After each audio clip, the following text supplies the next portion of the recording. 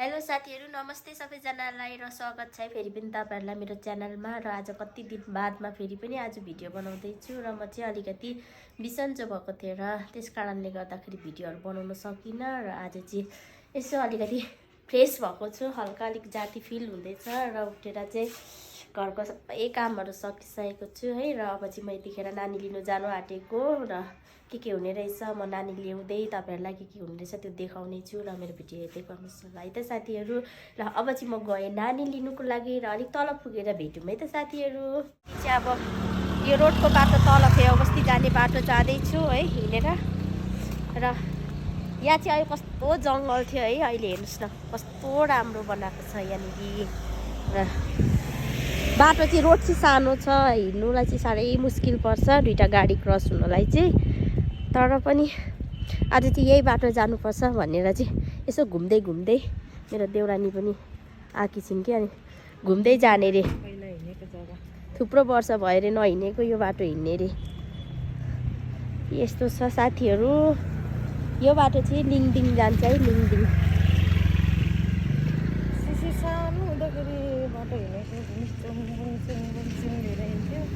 त्यही भएर तिमीलाई आज हिँड्नु मन लागेको यहाँ?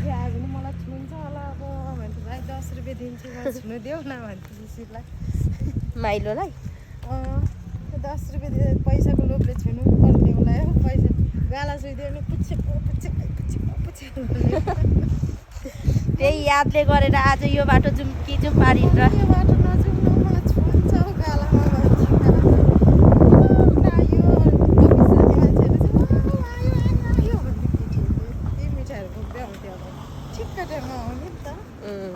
अनि ब्यागमा मिठाई देखाएपछि गाला दिने, अनि छुएपछि फेरि पुछेको आमा यस्तो पुछ्नु त पर्दैन त। यो चाहिँ याद आयो अफिस जग्गा देखेर।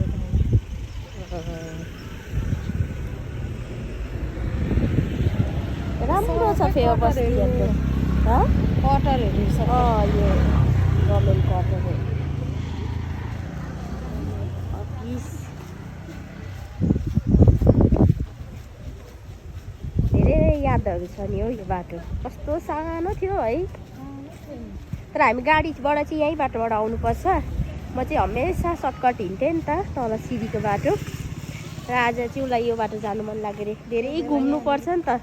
कोही बेला यहाँनिर सब्जीहरू कस्तो राम्रो राखेको हुँदैन, हरियो पर्यो यहीँनिर। अफिसको मान्छे लान्छ भनेर के। अच्छा, तर घुम्नु ज्यादा पर्छ नि यो बाटो चाहिँ होइन? ज्यादा पर्छ, तर राम्रो लाग्थ्यो। अब पहिला चाहिँ हिँडेर बानी भएको। मलाई चाहिँ धेरै घुम्नु पर्छ अन्त त्यो भएर अल्छी लाग्छ र म चाहिँ सर्टकट बाटो अप्नाइहाल्छु क्या त। सिडी तपाईँ जानु मन लागिरहेछ मलाई। एक दिन चाहिँ हामी साथीहरू दुईजना चाहिँ जेठानी देउरानी चाहिँ हामी कहाँ जान्छौँ रे, लिङदिङ जाउँ ल आधार अफिसतिर हो। र त्यताको पनि भिडियोहरू गरेर म देखाउने छु है। अहिले त झन् लिङदिङ आधार अफिस त यति राम्रो भएको छ अरे कि, तर नगएको चाहिँ निकै वर्ष भयो, थुप्रो वर्ष भयो गएको त छुइनौँ हामी। भयो होला है कान्छी 7-8 वर्ष त। यतिमा चाहिँ अहिले डेभलप कति बेसी राम्रो छ अरे। र कुनै दिन म गएको बेलामा त्यहाँको पनि भिडियोहरू गरेर देखाउने छु साथीहरू, हेर्दै गर्नुहोस् होला। अब यहाँबाट अलिक टाढै पर्छ, घुम्नु ज्यादा पर्छ। यस्तो टर्निङ घुमेर हिँडेको नै नानीको त कतिखेर पुग्नु। यस्तो त 3-4 टर्निङ घुम्नुपर्छ। र अहिले चाहिँ हेर्दै गर्नुहोस् होला, फेरि अलिक तल पुगेपछि फेरि पनि म देखाउने छु है। सिस्नो पाउँछ कि भनेर चाहिँ यसरी यहाँ तलतिर हेर्दैछिन् हो। सिस्नोको बोर्ड त रहेछ, तर टिप्ने चाहिँ केही पनि ल्याएको छैन हामीले। र उहाँ चाहिँ सिस्नो खोज्नु हिँडिसक्यो कहाँ पाउँदैछ भनेर। सिस्नो त रहेछ यहाँबाट तल पनि रहेछ, तर टिप्ने चाहिँ केही पनि छैन। नानी चाहिँ यो बाटोबाट तल छ, त्यहाँनिर गएर नानी लिएर आएर, नानीको स्कुलबाट नानी लिएर आएर चाहिँ यो बाटो चाहिँ हामी हिँड्दै आउने रे। अनि त्यहाँबाट चाहिँ यो सिस्नो राम्रो रहेछ, देखाउने छु ल साथीहरू एकछिन ल। साथीहरू सिस्नो हेर्नुहोस् न कस्तो राम्रो सिस्नो रहेछ है। चिम्टाहरू चाहिँ केही पनि बोकेर लिएर आएन हामी चाहिँ। म चाहिँ अब नानी लिनु त हिँडेको, उसले भनेको होइन। आधी बाटोमा आइपुगेपछि चाहिँ सिस्नो लानु पर्थ्यो कि भन्छ। अब सिस्नो यस्तो छ के रे टिप्नु साथीहरू, घर छ माथि, यो जङ्गलको माथि छ घर। के गर्नु साथीहरू, अब सिस्नो खान मन लागेर तपाईँहरूलाई ककालाई सिस्नो खान मन लाग्छ होला कमेन्ट गरेर भन्नुहोस् है त। हामी चाहिँ दुईजना चाहिँ सिस्नोको पुरा क्रेजी छौँ। अब हेरेर के गर्नु, मन बुझाएर हिँड्नु त होला न। टिप्नु सकिने होइन, चिम्टा छैन, पोल्छ हात, के गर्नु। अन्त फेरि अस्ति पानी पुरा पऱ्यो नि त, अनि कस्तो राम्रो भएर आएछ सिस्नो। अहिले हेरौँ न केही काहीँ कसै घरबाट माग्नु पनि पर्छ होला चिम्टा। छ त, कुकुर पालेको छ, यत्रो कुकुर छ। अबि म त जाँदिनँ। ऊ त्यो माथि घरमा छ नि, ऊ त्यहाँनिर छ नि बहिनी। के गर्नु, जानुलाई पनि डर लाग्छ। कुकुर सानो पालेर राखेको छैन। बाटो बनिँदो रहेछ, कस्तो खुसी लाग्छ। यो बाटो चाहिँ यस्तो सानो छ कि, यत्रो सानो छ, दुईवटा गाडी छिर्ने बेलामा यस्तो बिजोक हुन्छ। अब चाहिँ 4 लाइनको रोड बनिँदैछ साथीहरू, दामी हुन्छ। बाटै सानो यत्रो छ बाटो। गभर्मेन्ट क्वार्टरहरू यो चाहिँ सबै तलसम्म छ। पुरानो यादहरू गर्दै हिँड अब। आज मात्रै म हिँडेको यसरी यहाँनिर चाहिँ यो बाटो। तर यो बाटो चाहिँ आउँदाखेरि गाडीमा आउनुपर्छ नि त। ए यो पाखामा तिते निङ्ग्रो, अब निङ्ग्रोहरू पुरा निस्किन्छ नि, पानी परेको परेछ। अस्ति मैले तल भेटेकी पनि राखेको थिएँ निङ्ग्रो। अलिकति लिएर आएको छु त। 4 लाइनको बाटो बनिएपछि चाहिँ आनन्द हुन्छ, गाडी मान्छे हिँड्ने बाटो हुन्छ। धुलो उडाउँदै भनेको गाना पो याद आयो त। धुलो हेरिराख। बाटो सानो भएर टाटा आउँदैछु भन्दैछ। अड्क्यो टाटा तल। यो चाहिँ हामी यही साइडमा बसिरहेको है। फेरि टाटा आउँदैछु भन्दाखेरि साह्रो पर्छ नि त।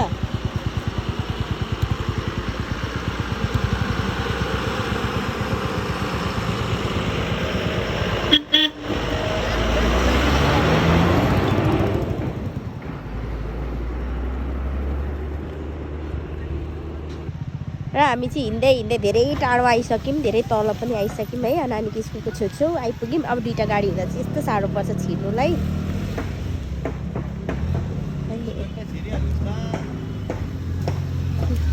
अब डर पनि लाग्छ हो।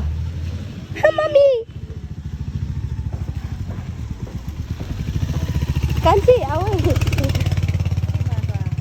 त्यही त,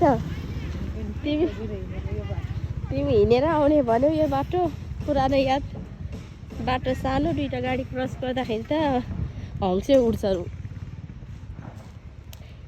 आइपुग्न आँट्यो। अब यहाँबाट मन लागेर चाहिँ आएको म चाहिँ बाटो अनि थुप्रो वर्ष भयो नहिँडेको भनेर नि बिचरा।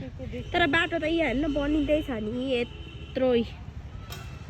यत्रो बाटो बढेपछि त के, त्यहाँबाट त गाडी सरर हो नि, त्यहाँबाट त आफै लिएर आउने हो नि यो गाडी कान्छी।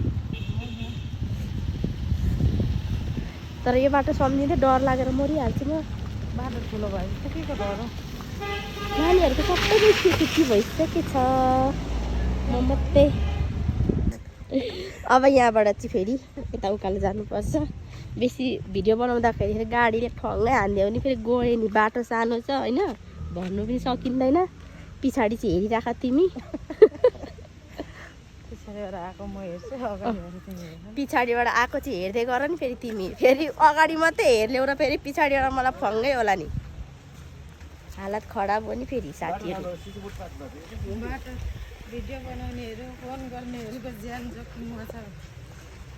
अनि होइन त, हेर्नु त ब्याग पछाडिको केही देखिने होइन। अगाडि हिँडिरहेको हुन्छु नानी लिनुलाई, भरे पछाडिबाट आएर ठङ्ग हान्यो भने त छैन नि। र बाटो यस्तै सानो छ साथीहरू। अब म फाइनली नानीको स्कुल पनि आइपुग्नु आँटेको छु। अलिकति अगाडि छ नानीको स्कुल, बेसी टाढो छैन। यहाँबाट त देख्दैन, अलिक अगाडि छ। र आइपुगेँ हिँडेरै। यस्तो बाटो अप्ठ्यारो देखिहाल्नु भयो होला साथीहरू। अबको 6 महिना बादमा चाहिँ बाटो दामी हुन्छ होला यहाँनिर। अहिले चाहिँ बनिँदैछ फिलहालको लागि। नानीको घरको स्कुल छुट्टी पनि भइसकेछ। बिचरा गेटमा बसेर मेरो नानीले मलाई हेरिरहेको होला। अब चाहिँ म आइपुगेँ भन्दा पनि भयो स्कुल। अब फर्काउनु आँट्यो होला है नानीहरू। हिमांशुको मम्मी त आएन भन्दै होला।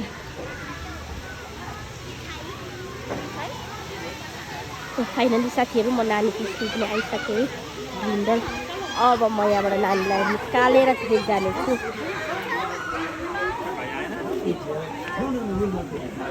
हिमांशु आयो आयो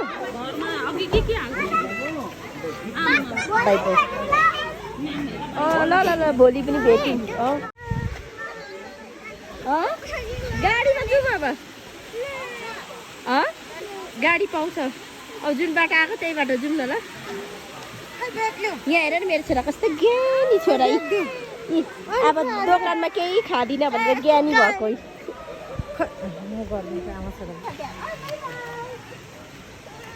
हिमांशु मेरो सानो छोरा के खाने अरे तिमी?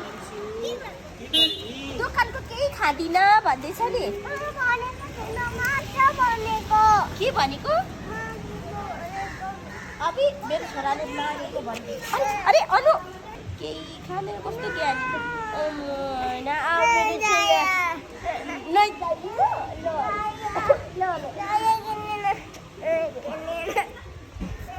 यसो बन्द गरेर नमानेर दोकानको नखानु भनेको तर पनि उसले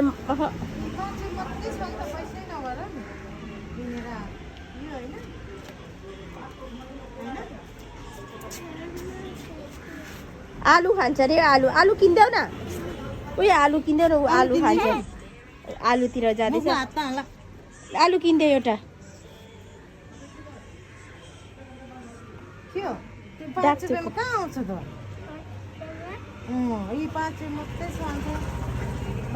भन्यो के भन्यो?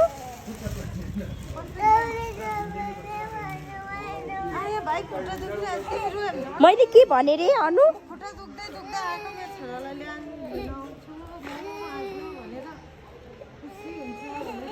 मैले ज्ञानी भनिन भनेर।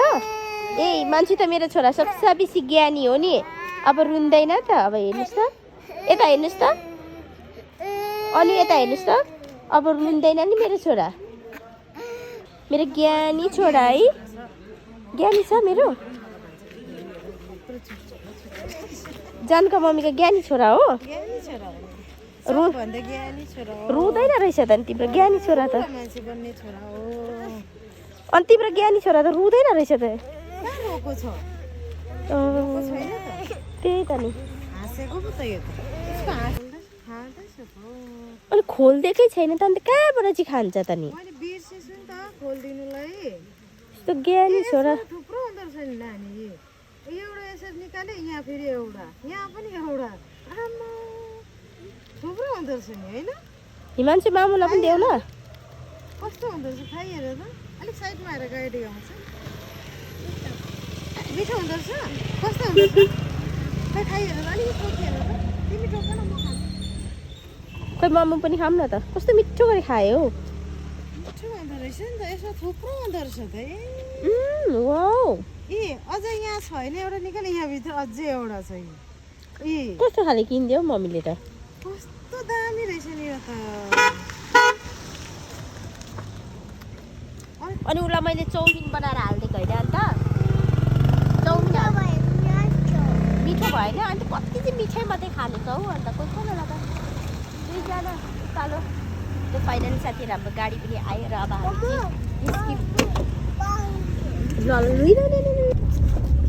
हामी गाडीमा चढिसक्यौँ। मामा छोरा एउटा नि कस्तो खालको मिठाई खाइबेछ छैन नुनिलो नुनिलो अप्ठ्यारो भयो। त्यति मिठो छैन जस्तो छ। उभा त न उठा त। बाटो सानो छ यहाँ त सानो डर लाग्दैन मलाई त। हिँडाउँछ गाडीहरू पनि। अब हामी चाहिँ माथि गाडी मारा पनि झरिसक्यौँ। अब यहाँबाट चाहिँ हिँड्नुपर्छ आदि। इसे आयो? अनि कस्तो इसे आएको त? पानी खाएर आएको? इस्या पनि पानी खाएर आउँछ र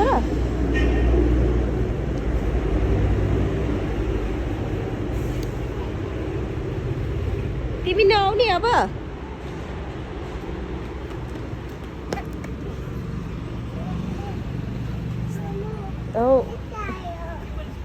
कहाँ गर्नु त अलिक माथि अब यहाँ त मिल्दैन पेट्रोल पम्प नयाँ पेट्रोल पम्प बनिसकेको छैन फिनिसिङ चाहिँ भएको छैन अब यहाँबाट अलिक अगाडि छ जिटियो आउँछ यो भन्दा अलिक अगाडि अनि जिटियोको भुइँ तलमा चाहिँ हाम्रो घर साथीहरू यहाँबाट चाहिँ अब यति नै हो नानीसँग पुरा साह्रो चलो गंदे देख रही है गुस्सा आ गया मत कर बोलो ना मत कर इसको कीड़ा टिप के लगा दो ना इसको कीड़ा लगा दो ना कीड़ा चल छोड़ गिर जाऊंगी छोड़ ना छोड़ो ना गिर जाऊंगी जानू का मम्मी इसको कीड़ा टिप के पकड़ के लगा दो ना सिर में वो कीड़ा है चल रहा है वो देखो कहाँ पर इधर आओ तो मैं निकाल दूंगी देखो छोड़ो ना भाइ छोड़ो ना नो फाइनली साथीहरु हामी घर पनि आइपुग्यौं